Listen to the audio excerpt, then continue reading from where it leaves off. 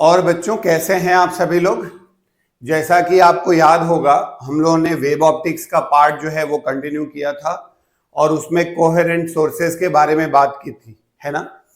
तो coherent sources क्या बताया था बच्चा मैंने? कोहेरेंट सोर्सेज वो सोर्सेज होते हैं जिनमें कि फेज डिफरेंस टाइम के साथ कांस्टेंट होता है। मैंने बताया था फेज डिफरेंस कांस्टेंट होने का मतलब हर टाइम पर जितना फेज डिफरेंस है वो मेंटेन रहता है ना। तो वो जितना भी फेज डिफरेंस होता है वो सारा मेंटेन रहता है, या आप ये कह सकते हो कि उनकी फ्रीक्वेंसी सेम होती है। लेकिन मैंने साथ साथ एक और बात कही थी बच्चा कि जो दो इंडिपेंडेंट कोहेरेंट सोर्सेज होते हैं, माने दो इंडिपेंडेंट सोर्सेज कभी भी कोहेरेंट नहीं होते हैं, इसलिए हम लोग अलग अलग फ्रिंज पैटर्न के लिए डिपेंडेंट कोहेरेंट सोर्सेज बनाते हैं।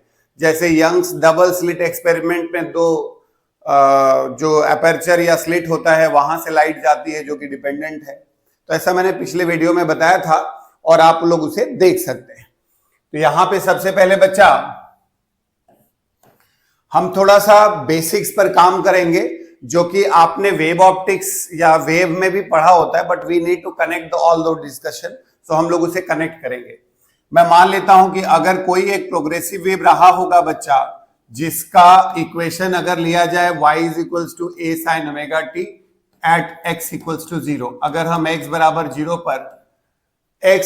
0 पर मतलब ओरिजिन पर किसी पार्टिकल की बात आप कर रहे हो और वहां पर उसका एम्पलीट्यूड ऐसे करके आपने लिखा, तो y2 की बात अगर लिखोगे बच्चा तो b sine of omega t plus five. ठीक, तो ये जो फाई है ना, इन दोनों के बीच में क्या है? फेज डिफरेंस है। फाई क्या है बच्चा? फेज डिफरेंस है, और जो कि टाइम के साथ कांस्टेंट होता है। तो phi is said to be the phase difference and it is constant with respect to time, constant with respect to the time. तो phase difference is nothing but constant with respect to the time. बच्चों अगर आप superposition principle use करते हैं तो a sine of omega t plus b sine of omega t plus five, ये होता है। तो ऐसा ही एक डिस्कशन मैंने सिंपल हार्मोनिक मोशन में भी किया था बेटा, बट फिर भी आपको अगर दिक्कत हो तो हम लोग यहां लिखेंगे। तो a sine of omega t plus, इसको ओपन करेंगे, इसको क्या करेंगे? साइन a प्लस बी का फॉर्मूला क्या होता है बच्चा? Sine a cos b, sine a cos b plus cos a sine b, है ना बच्चा। Sine a cos b plus cos a sine b। ठीक, अब आपको इसे साइन a प्लस b के फॉर्म में लिखना है बेटा।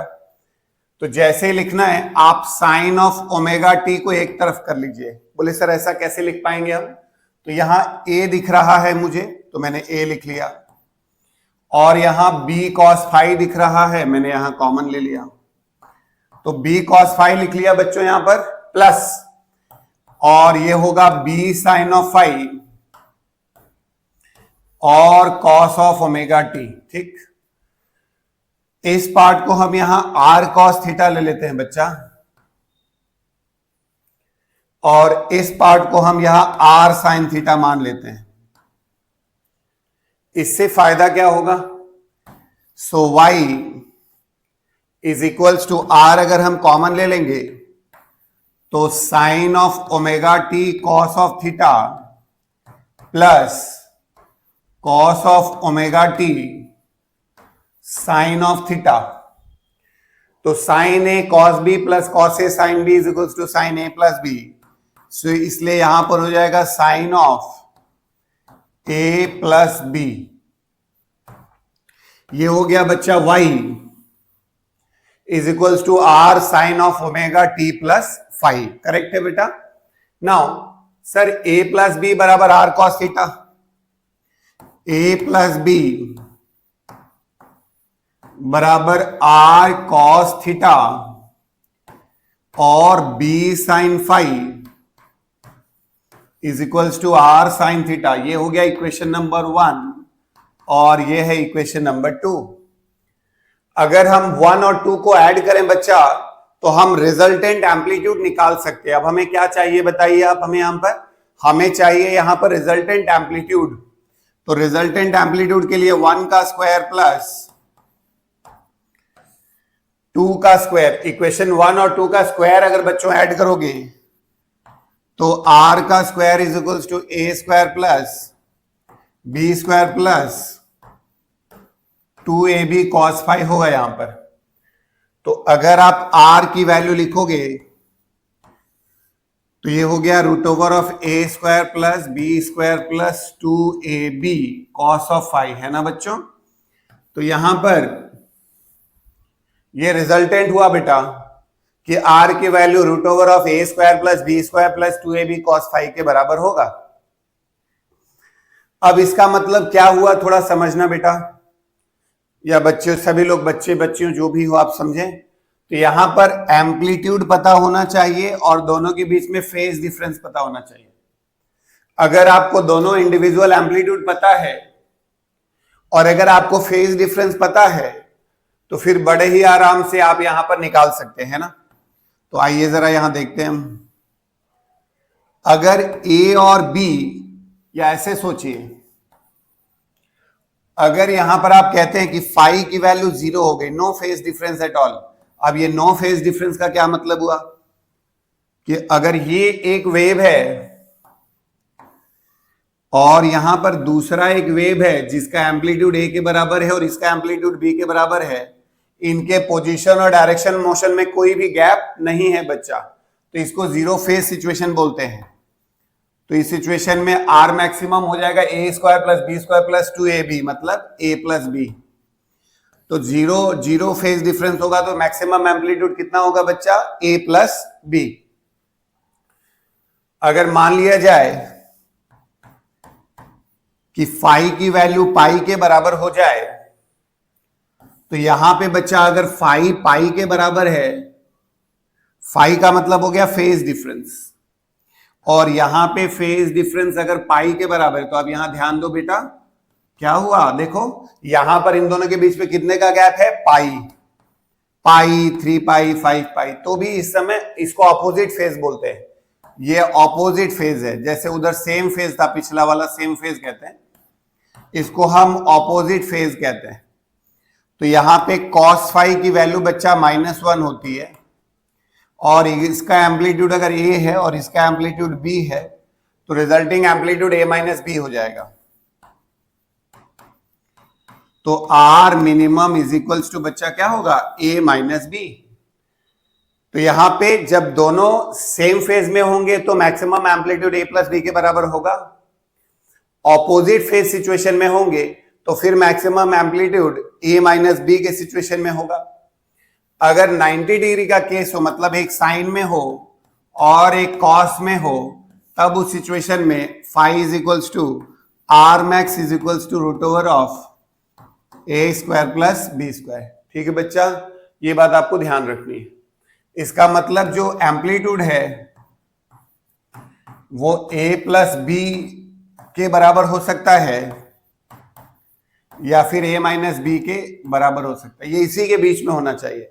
तो जो भी रिजल्टिंग एम्पलीट्यूड होगा बच्चा वो a प्लस बी और a माइनस बी के बीच में होता है, उसी को यहां पर हम r कहते हैं। थोड़ा और ध्यान दीजिएगा बेटा, अगर a की वैल्यू b के बराबर हो जाए तो उस समय जो रिजल्टेंट एम्पलीट्यूड है वो a square plus 2a square cos phi होता है। तो जैसे ही आप r लेंगे ना, तो इसको सॉल्व करने के बाद जो आता है वो आप डायरेक्ट लिख सकते हो, twice of a cos of phi divided by 2, cos theta का फॉर्मूला लगाएंगे तब। तो r इज इक्वल्स टू कितना आ जाएगा, twice of a cos phi by 2, ये हो गया। तो आपको पता हो गया 90 डिग्री पे, बच्चों रिवाइज करेंगे, 90 डिग्री पे एम्पलीट्यूड कितना हो गया, root over a square plus B square. Same phase में a plus B, opposite phase में a माइनस बी। और अगर a और b आपस में बराबर हो गए तो फिर उस सिचुएशन में r बराबर क्या हो जाएगा, twice of a cos phi by 2। तो ये है यहां पर, तो ध्यान देंगे आप इसे। दूसरा, आपको पता है फॉर गिवन फ्रीक्वेंसी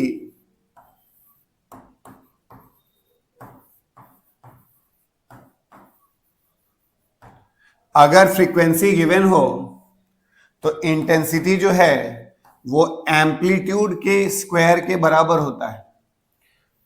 तो इसका मतलब मैं I1 बराबर लिख सकता हूं बच्चा, I1 मतलब एक वेव की इंटेंसिटी, और ये कांस्टेंट इनटू एम्पलीट्यूड का स्क्वायर लिख सकते हो आप। I2 बराबर क्या लिख सकते हो, K इंटू बी का स्क्वायर हो जाएगा। तो इस तरह से बच्चा अगर यहां आप I लिखोगे और अगर रिजल्टिंग एम्पलीट्यूड लिखा जाए तो हो जाएगा KR²। तो अगर आप इस फॉर्मूले को देखें बेटा यहां पर, तो R का square is equals to A² plus B² plus 2AB cos phi. तो RA² plus B² plus 2AB cos phi, तो that is I1 by K, it is I2 by K, it is 2 root over I1 I2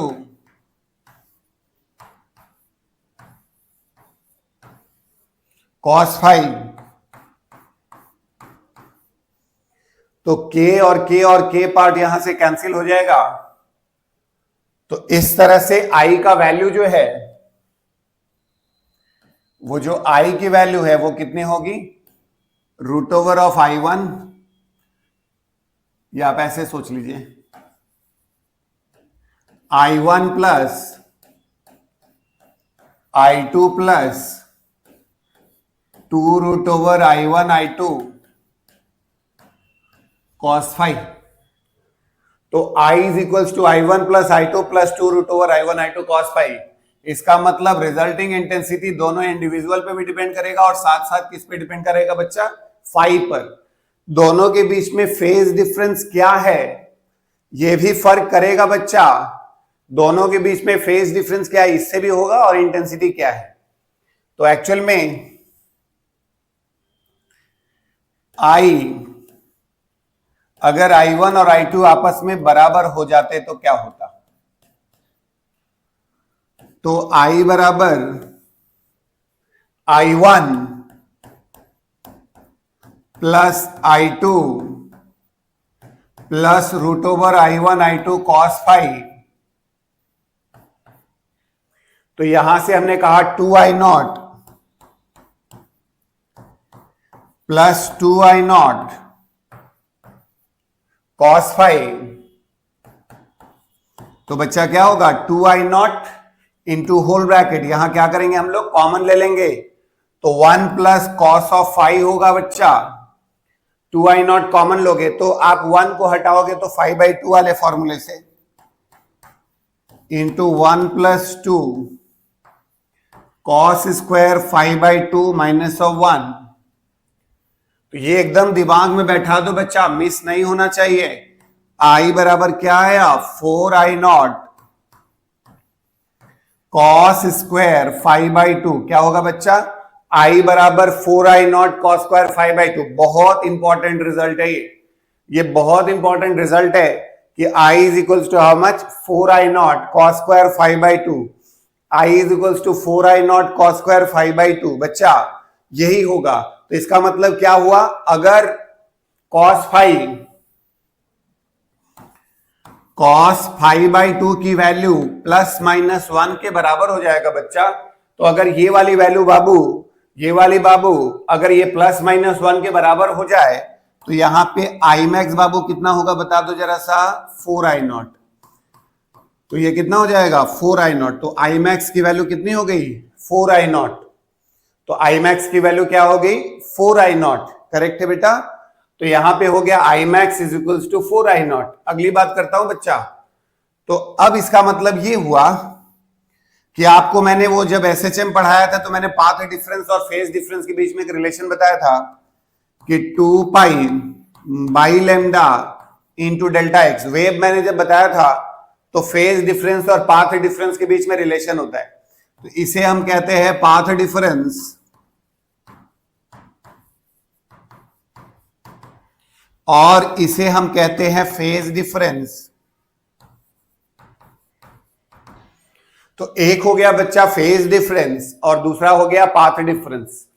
तो इसका मतलब अगर आपको phase difference पता है by 2 के जगह पाई by lambda into delta x, एकदम दिमाग में बैठा दो बेटा, ये बड़े काम की चीज है, इसको हल्के में मत लेना, मैं बार बार बोल रहा हूं। क्यों? हम लोग क्वेश्चन करेंगे तो इसे रिलेट करेंगे। तो 5/2 is equals to pi by lambda into delta X. तो अगर आपको बच्चा क्या पता हो, बताओ मुझे, अगर आपको पाथ डिफरेंस पता होगा बेटा, तो अगर आपको पाथ डिफरेंस पता होगा तो वहां से आप फेज डिफरेंस इजीली कैलकुलेट कर सकते हो। अगर आपको पाथ डिफरेंस पता है तो वहां से आप फेज डिफरेंस डायरेक्टली कैलकुलेट कर सकते हैं। ये ध्यान रखना, ये बहुत इंपॉर्टेंट बात है, ठीक है। आइए ध्यान देते हैं। सर इंटरफेरेंस क्या होता है? ये तो मैं जानता हूं कि भैया इंटरफेरेंस का मतलब क्या हो गया। अगर मैंने कहा I1 है और I2 है plus 2√I1 I2 cos of 5, इसका मतलब जो इंटेंसिटी होगी ना वो दोनों की इंडिविजुअल इंटेंसिटी जो I1 I2 से डिफरेंट हो सकती है। I1 I2 जो इंडिविजुअल इंटेंसिटी है बच्चा, जैसे एक आपने सोर्स लिया हुआ बेटा, जैसे एग्जांपल समझो, हम यहां पर एक बल्ब जलाते हैं, एक सोर्स रखते हैं, एक लाइट जलाते हैं और दूसरा, तो लाइट दोनों के सम के बराबर होना चाहिए।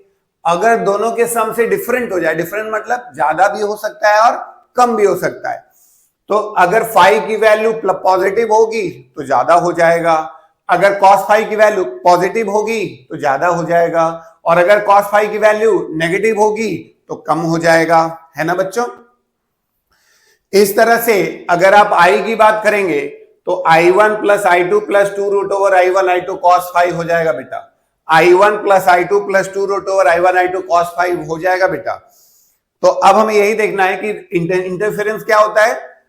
When two waves from coherent sources, जब दो कोहेरेंट सोर्सेस से वेव जाकर के आपस में सुपर इम्पोज करते हैं और रिजल्टिंग इंटेंसिटी दोनों के इंडिविजुअल इंटेंसिटी से क्या हो, डिफरेंट हो सकता है।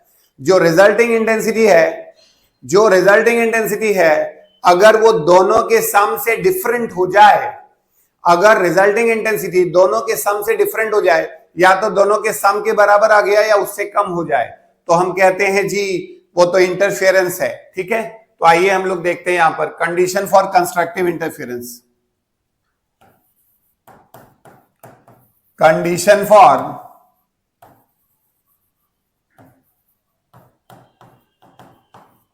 Constructive interference.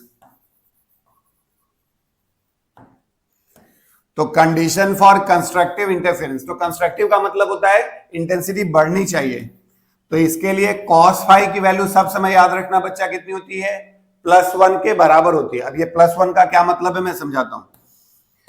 ये एंगल 0 भी हो सकता है, ये इनके बीच का जो डिफरेंस है वो 2 पाई भी हो सकता है, इनके बीच का डिफरेंस कितना हो सकता है, 4 पाई भी हो सकता है, 6 पाई भी हो सकता है। अब ये सर कैसे मतलब हुआ, ऐसे समझना बच्चा, अगर आपने ये वेव लिया,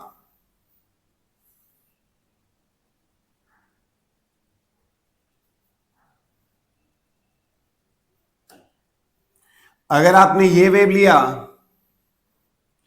तो इनके बीच का जो गैप है, यहां कितने का एक एक्स्ट्रा गैप है, देखो 2 पाई का गैप है। तो ये दोनों अगर इंटरफेयर करेंगे ना बच्चा, देखो यहां पर कितना हुआ, ये एक है, एक वेव ये है और एक वेव ये है ना। तो बात ये है कि ये दोनों जब सुपर इम्पोज कर रहे हैं यहां पर, तो उस सिचुएशन में अगर पाई का गैप है तो कहा जाता है सेम फेज सिचुएशन है, ठीक है। 2 पाई, 4 पाई, 6 पाई ऐसा। तो उसी तरह से बच्चा अगर हम डेल्टा फाई लिखेंगे, पाथ डिफरेंस कितने का होगा, तो 2 pi by lambda into delta X. तो ये हो गया, ये जनरल डिफरेंस कितना था, 2n pi the phase difference, और 2 pi by lambda into delta X. तो 2 पाई से 2 पाई कैंसिल हो जाएगा, delta X equals to n lambda, that is the path difference, that is the path difference. So delta x equals to n lambda. So delta x equals to n lambda, and that is the path difference. So the path difference is 0 lambda 2 lambda 3 lambda. अगर ऐसा हो बच्चा तो इसी को constructive situation बोलते हैं। अब लैम्डा टू लैम्डा का क्या मतलब है बच्चा? जैसे मान लो एक वेव ये हो गई, कोई दूसरी वेव ये हो गई, तो इनके बीच में कितने का गैप है बच्चा? ये इन दोनों के बीच में कितने का गैप माना जाए? लैम्डा का। तो इसको कहा जाता है cos phi 1 है। ये एक वेवलेंथ का गैप है तो इसको लैम्डा का गैप बोलते हैं। तो ये हो गया आपका इतने के बराबर, ठीक है। तो अगर आप यहां लिखोगे तो हो जाएगा रूट ओवर ऑफ I1 का whole square plus root over of I2 का whole square plus 2 root over I1 I2, है ना बच्चा। तो रूट ओवर I मैक्स कितना हो जाएगा बेटा? I मैक्स की वैल्यू कितनी हो जाएगी बच्चा? देखो यहां हो गया root over of I1 plus root over of I2 का होल स्क्वायर। तो root over of I1 plus root over of I2 का होल स्क्वायर। तो अगर आपसे कोई कहे कि कंस्ट्रक्टिव सिचुएशन में कंडीशन क्या होती है, तो कहिएगा पाथ डिफरेंस n लैम्डा का होना चाहिए। एकदम दिमाग में बैठा दो बच्चा सभी लोग कि अगर कोई कहता है कि कंस्ट्रक्टिव इंटरफेरेंस में क्या होना चाहिए, तो कहिएगा पाथ डिफरेंस n लैम्डा का होना चाहिए और फेज डिफरेंस 2n पाई, मतलब 2 पाई, 4 पाई, 6 पाई, 8 पाई ऐसा होना चाहिए। और उस समय इंटेंसिटी इतनी होती है ना बेटा। अगर आप I1 और I2 को बराबर ले लेते हैं यहां पर, तो इन दोनों को करेंगे तो I मैक्स की वैल्यू 4I0 के बराबर हो जाएगी। तो this is nothing but simply I max and that is 4I0। Okay, similarly condition for destructive interference,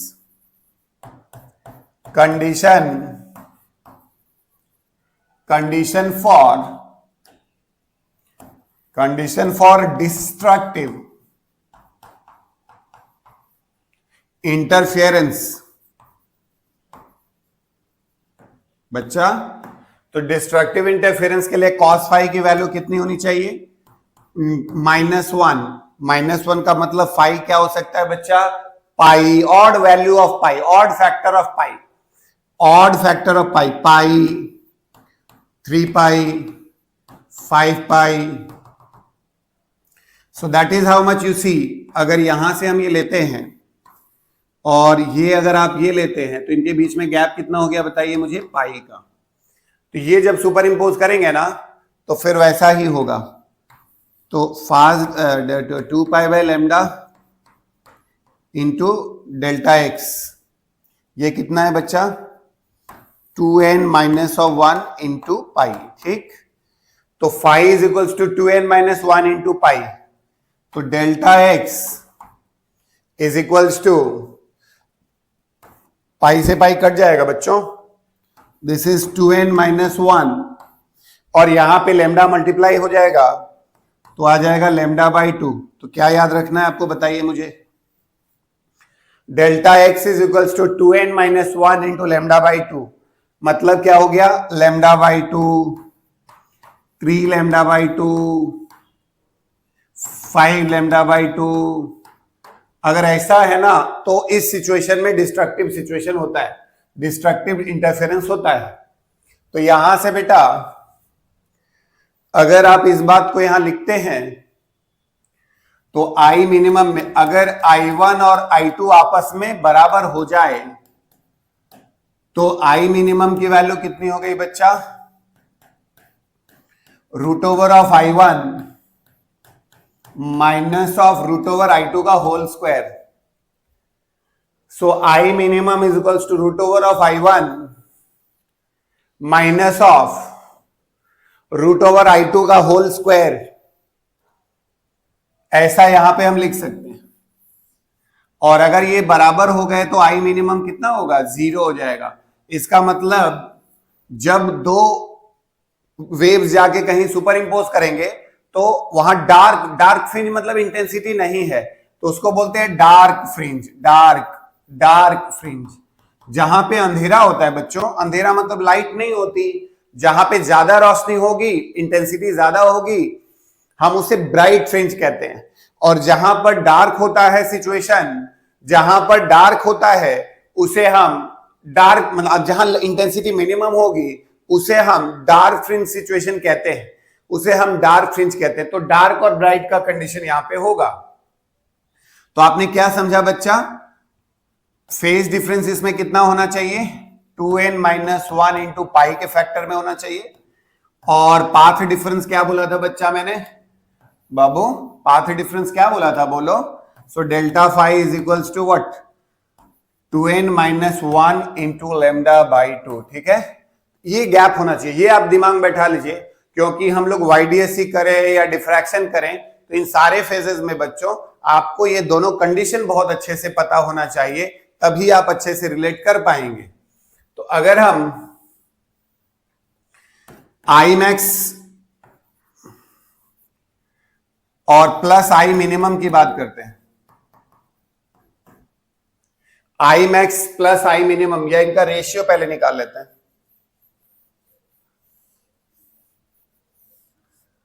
तो अगर हम I max by I minimum निकालते हैं तो I max by I minimum कितना होगा बच्चा?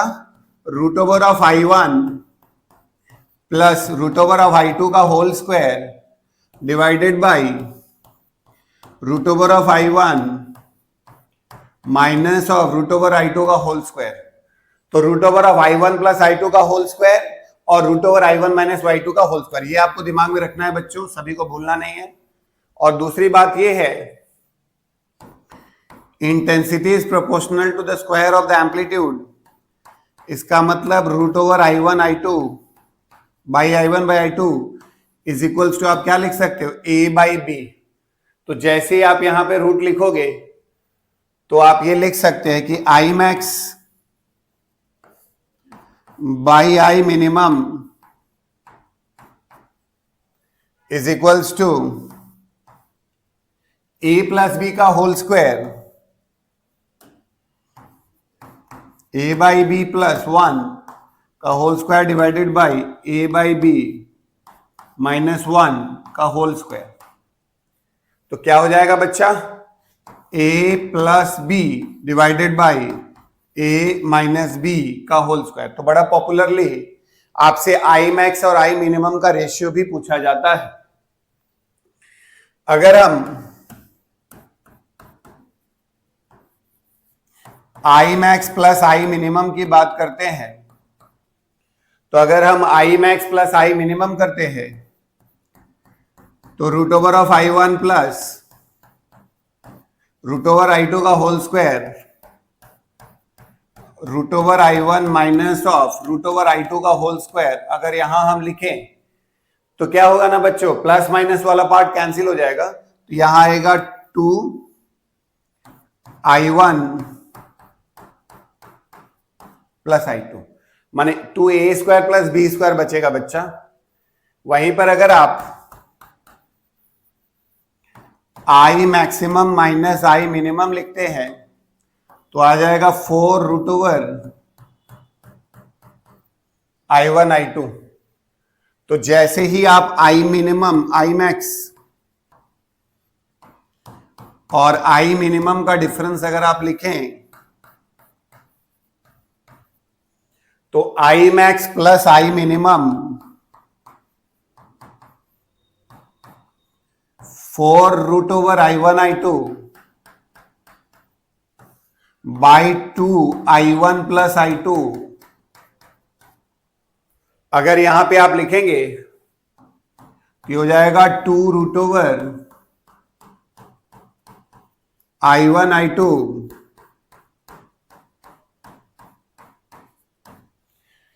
तो इसको विजिबिलिटी भी बोलते हैं, आपको ध्यान रखना है। ये रेशियो बहुत पॉपुलर है बच्चा, आई मैक्स माइनस। पॉपुलर जब मैं बोलता हूं तो इसका सीधा सा मतलब होता है कि बहुत सारे एग्जाम्स में इधर उधर पैकेज वैकेज में आपको दिखेगा, यही मतलब होता है मेरा पॉपुलर बोलने का। और बेटा आपको थोड़ा धीरे धीरे चीजों को समझना है और प्रैक्टिस करनी है। हम लोग अभी थ्योरी थोड़ा बना लेते हैं, थ्योरी पहले कवर कर लेते हैं, उसके बाद हम लोग कुछ क्वेश्चंस पे भी काम करेंगे अभी, ठीक है। तो यहां पे आई मैक्स हो गया। For identical coherent sources,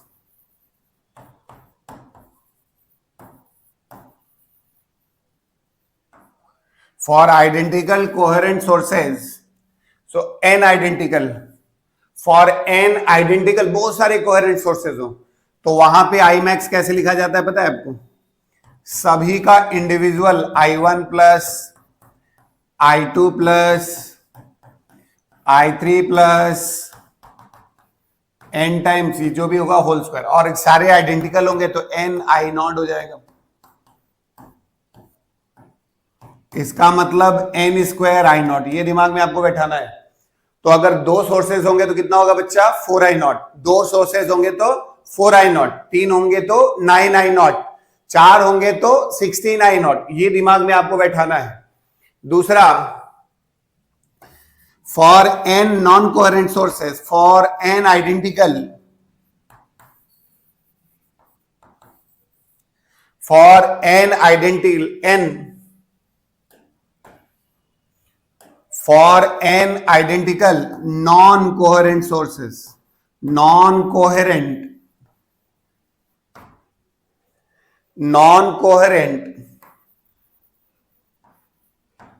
sources, तो अगर आप ये लिखते हो बच्चा तो ये नॉन कोहेरेंट के सिचुएशन में क्या होगा?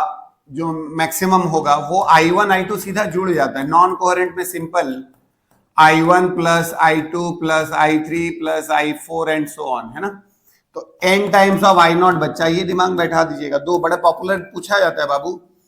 हम आपको जो पढ़ा रहे हैं ना, आप केवल ध्यान से इस लेक्चर को अटेंड करो बाबू, मैक्सिमम क्वेश्चंस आपके सॉल्व हो जाएंगे केवल सुन करके। आपने अगर मुझे ध्यान से सुना है बस, तब भी मैक्सिमम क्वेश्चंस आपके सॉल्व हो जाएंगे। क्यों? क्योंकि पढ़ाते समय मैं उन सारी चीजों को यूज करता हूं जो कि क्वेश्चंस के फ्रेम में आपको दिखाई देंगे। अभी आपको लग रहा होगा कि मैं थ्योरी फ्रेम कर रहा हूं, बट नेचुरली वो ही थ्योरी में एग्जीक्यूट करूंगा क्वेश्चंस पर। तो ये आपको ध्यान रखना है, ठीक है? तो एक्चुअल में क्या होता है, अब ये आई मैक्स और आई मिनिमम का क्या मतलब होता है? जैसे मान लेता हूं यहां पर बच्चा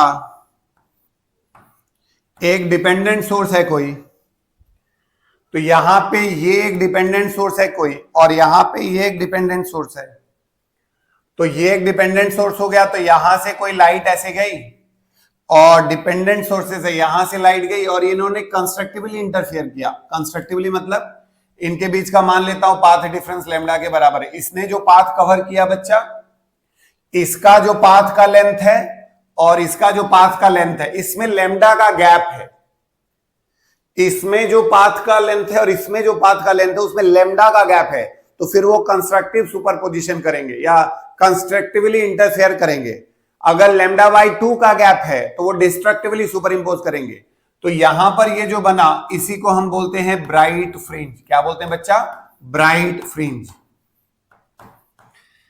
उसी तरह से अगर कहीं ऐसा हो कि ना हो, एकदम कम रोशनी हो, तो डार्क फ्रिंज भी हो सकता है। तो कहने का मतलब कि अगर कोई स्क्रीन हम लेते हैं और 2 डिपेंडेंट सोर्सेस से लाइट को हम इंसिडेंट करवाते हैं, तब उस सिचुएशन में ये दोनों जाकर के सुपर इंपोज करेंगे और करने के बाद यहां पर एक पैटर्न बनाते हैं, dark bright, dark bright, dark bright, dark bright, dark bright, ऐसा करके एक पैटर्न बनता है। तो इस तरह से आप यहां पर ध्यान दे सकते हैं। Is it okay to all of you बाबू? Now listen. तो हम लोग यहां पर अब बहुत पॉपुलर डिस्कशन है, जिससे अभी जो फॉर्मूला हम लोगों ने बनाया वही हम लोग YDSC में बच्चों यूज करेंगे। जो फॉर्मूला हम लोगों ने बनाया वही हम लोग यंग्स डबल स्लिट एक्सपेरिमेंट में यूज करेंगे। तो यंग्स डबल स्लिट एक्सपेरिमेंट, ठीक है? तो जैसा कि मैंने आपसे कहा कि हम इस वीडियो को 2 पार्ट में बनाएंगे। तो फर्स्ट फ्रेम में हम लोगों ने इंटरफेरेंस वाला पार्ट डिस्कस किया है बच्चा, और इसको हमने यहां पर कवर किया, ठीक? अगले पार्ट में, अगले वीडियो में हम लोग YDSC यंग्स डबल स्लिट के जो भी इंपॉर्टेंट फॉर्मूला है और जो भी इंपॉर्टेंट पार्ट है वो हम लोग कंटिन्यू करेंगे, है ना? और उससे रिलेटेड क्वेश्चंस अगले वीडियो में हम लोग कंटिन्यू करेंगे। तो आप एकदम प्लेलिस्ट पे जाइएगा, वेब ऑप्टिक्स वाला पोर्शन पकड़िएगा और जाकर के सारे वीडियोस को सीक्वेंस में देखिएगा। आपका सारा वेब ऑप्टिक्स ढंग से तैयार हो जाएगा बेटा, और ज्यादा से ज्यादा क्वेश्चंस आप सॉल्व कर पाएंगे। तो बहुत बहुत धन्यवाद है आप सभी लोगों का। फिर मिलेंगे, शुक्रिया। आप सभी लोगों का दिन शुभ हो। मिलता हूं अगले वीडियो में। जिसमें कि हम YDSC वाला पार्ट डिस्कस करेंगे। बहुत बहुत धन्यवाद है।